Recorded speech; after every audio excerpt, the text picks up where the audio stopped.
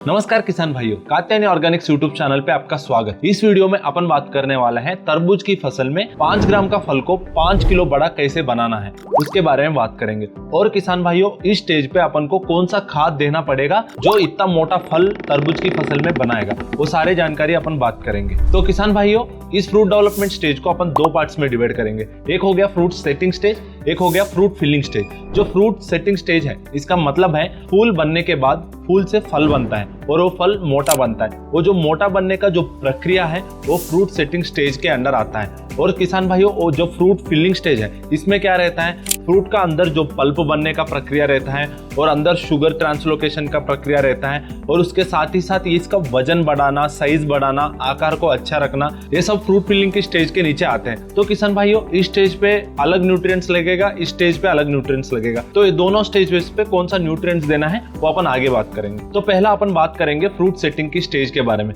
किसान भाइयों, ये क्रिटिकल डेवलपमेंट स्टेज है। इसका मतलब है इस स्टेज पे अपन को मेन टारगेट रहेगा, जो भी पत्तों में एनर्जी बनता है वो एनर्जी को अपन को फ्रूट के अंदर ले जाना है, जिसका वजह से फल का आकार बढ़ेगा, उसका वजन बढ़ेगा, अंदर पल्प का क्वालिटी बढ़ेगा, अंदर शुगर ट्रांसलोकेट होगा और मिठास बढ़ेगा। ये सारे करने के लिए अपन को ये प्लांट का एनर्जी को फ्रूट में ले जाना जरूरी है। तो उसके लिए अपन को कौन सा खाद देना है वो अपन बात करेंगे। तो पहला खाद का बात शुरू होगा नाइट्रोजन के साथ। किसान भाइयों, जो अब तरबूज का फसल अपना है, ये अभी रिप्रोडक्टिविटी स्टेज से मैच्योरिटी स्टेज पे आ चुका है। पूरा अपना ध्यान फ्रूट पे रहना चाहिए, वेजिटेटिव ग्रोथ को कम से कम करना चाहिए, क्योंकि इस स्टेज पे अपन नाइट्रोजन फसल में देंगे तो क्या होता है, फ्रूट का एनर्जी पूरा पत्तों को चला जाता है। इसका वजह से जो फ्रूट्स बनने वाले हैं वो छोटे छोटे बन जाते हैं, मोटे नहीं बन पाते हैं। तो किसान भाइयों, ध्यान रखिए, इस स्टेज पे नाइट्रोजन कम से कम देना, यानी नाइट्रोजन ही बंद कर दीजिए। दूसरा खाद है किसान भाइयों पोटैश। तरबूज की फसल में फल का आकार बढ़ाना है और फल के अंदर वजन बढ़ाना है और अंदर मिठास बढ़ाना है और फल की क्वालिटी और पल्प क्वालिटी ये सब बढ़ाना है। तो उसके लिए इस स्टेज पे मेजर न्यूट्रिएंट जो अपना फसल को देना है वो पोटैश है किसान भाइयों। और साथ ही साथ ये क्या करता है, तरबूज का ऊपर एक लेयर जो स्मूथ लेयर बनाता है, जिसका वजह से फ्रूट प्रोटेक्शन के लिए भी ये लेयर काम करता है, वो बनता है पोटैश का वजह से। और किसान भाइयों, फल का अंदर का मिठास ज्यादा से ज्यादा बढ़ने के लिए ये पोटैश काम करता है और अंदर लाल रंग लाने के लिए, जिससे अपना मार्केट में तरबूज का रेट बहुत ज्यादा बिकेगा, मतलब कलर एक मेजर रोल प्ले करता है, उसके लिए भी पोटैश अपन को हेल्प करता है किसान भाई। तो इस स्टेज पे पोटैश को देना बहुत जरूरी है। पोटैश को देने के लिए आप कात्यायनी का NPK 0050 यूज करते हो, जिसमें सल्फर का भी मात्रा रहता है, जिसका वजह से मिठास भी बनेगा फसल में। ड्रिप के द्वारा दे रहे तो 2 से 3 किलो तक आप दे सकते हो किसान भाइयों। तो किसान भाइयों, अगला खाद है कैल्शियम। तरबूज की फसल में जितना पोटैश का इंपॉर्टेंस है उतना ही कैल्शियम का ही रहता है किसान भाइयों। ये कैल्शियम क्या करता है, ये कैल्शियम जो है सेल वॉल का ग्रोथ करता है और सेल डिवीजन करता है और सेल एलोंगेशन करता है। इसका वजह से क्या होता है, फल का साइज बढ़ता है और आकार बढ़ता है, अंदर का वजन बढ़ता है। और किसान भाइयों, ये कैल्शियम जो है, फिजियोलॉजिकल डिसऑर्डर्स इस फसल में जो आने वाले हैं, जैसा फल फटना, उस प्रॉब्लम को भी ये फसल में कंट्रोल करता है किसान भाई। और साथ ही साथ ये कैल्शियम के ऊपर एक स्मूथ लेयर फॉर्म करता है, जिसका वजह से फल का आकार जो है वो अच्छा दिखता है, जिसका वजह से मार्केट में अच्छा रेट आता है। और एक और समस्या क्या है, फल टेढ़ा मेढ़ा बन जाते हैं तरबूज की फल, वो प्रॉब्लम को भी ये कैल्शियम कम करता है। तो किसान भाइयों, इस स्टेज पे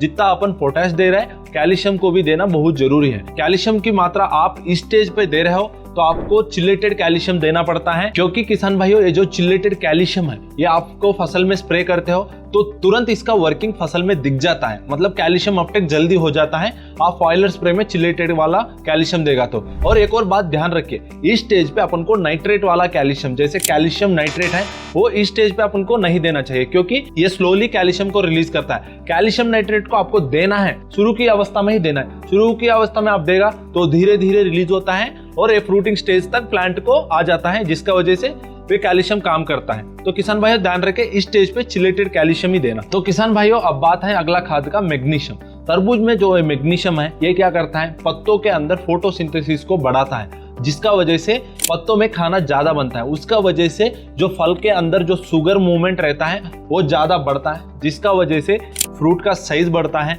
और अंदर पल्प का क्वालिटी बढ़ेगा और साथ ही साथ अपन को उत्पाद भी ज्यादा आएगा। तो किसान भाइयों, ये मैग्नीशियम को नजरअंदाज मत करिए।